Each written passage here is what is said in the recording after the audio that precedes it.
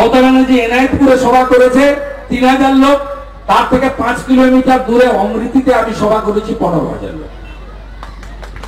বাজার খুব খারাপ, তৃণমূলের বিসর্জন। আপনাদের চ্যানেল কাল থেকে টুইস্ট করে করে বলছে সোমবার, আমি সোমবার বলিনি, আমি বলেছি সপ্তাহের শুরুতে যে অবস্থা হবে তাতে পিসি ভাইপো বেসামাল হবে। ওয়েট, আজকে রবিবার, আজকে রবিবার, অপেক্ষা করুন। সরকারি গাড়িতে চড়ে কৃষ্ণনগরের তৃণমূল প্রার্থী মহামৈত্রের বিরুদ্ধে মনোনয়ন জমা দিতে যাওয়ার অভিযোগ সব জায়গায় সরকারি করছে। আপনারা যারা মুখ্যমন্ত্রী 25 তারিখে নাকি মহিষাদলে আসবে, আজকে তো কিছু কাগজ কাপ পড়ে থাকবে, এগুলো ঝাঁটানোর জন্য আসবে। এই মুখ্যমন্ত্রী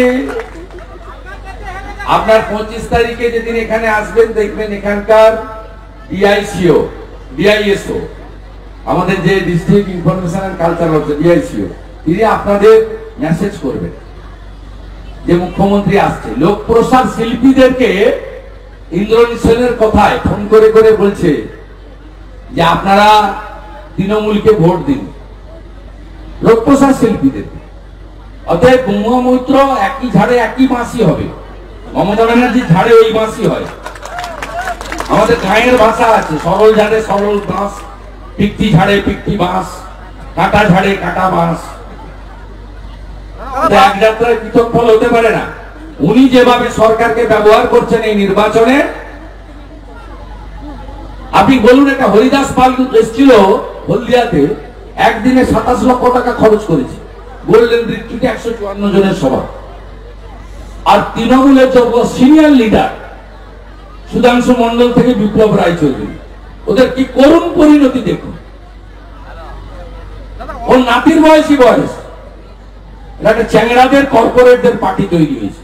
ভোট মিটলেও কোচবিহারে অশান্তি অব্যাহত, নাটাবাড়িতে 2 বিজেপি নেতার উপরে হামলা, আইসিইউতে একজন ভর্তি রয়েছেন বিজেপি নেতা। যতক্ষণ না এই মহিলাকে আমরা প্রাক্তন মুখ্যমন্ত্রী বানাতে পারবো, ততক্ষণ এই কাজ তিনি চালিয়ে যাবেন।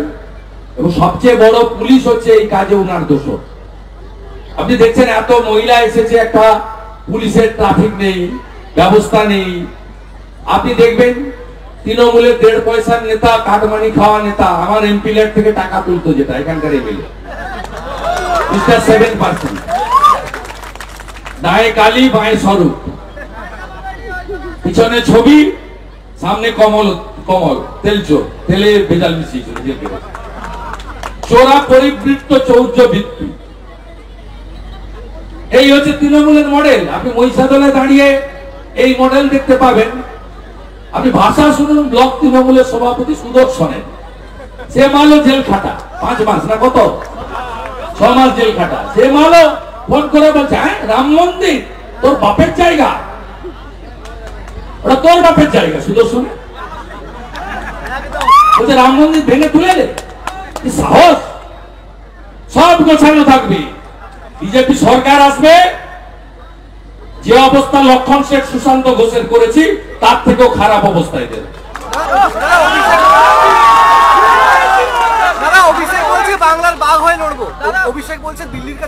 আমার খেয়ে যে কাজ নেই, ওই জাস্টিস গাঙ্গুলির কথায় তালপাতা সেপাইয়ের কথার উত্তর দিতে হবে। ওটাকে মাল নাকি? ও যার ওর সামনে হচ্ছে পিসির ভাইপো, সামনে লেখা আছে পিসি, তারপরে লেখা আছে নাম, পিছনে লেখা আছে ভাইপো।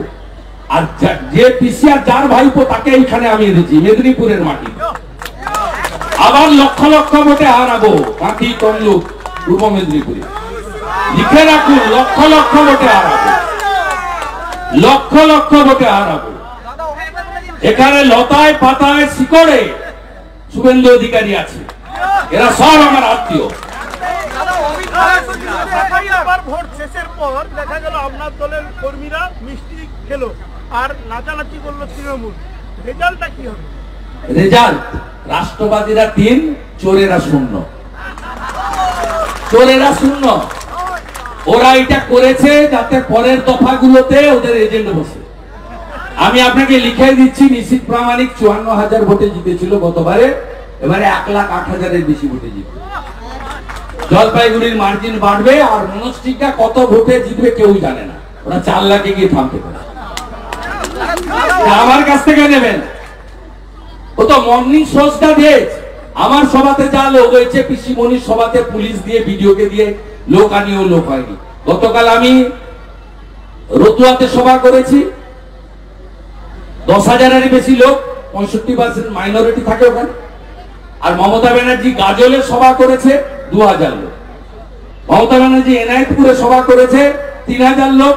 তার থেকে 5 কিলোমিটার দূরে অমৃতিতে আমি সভা করেছি 15,000 লোক।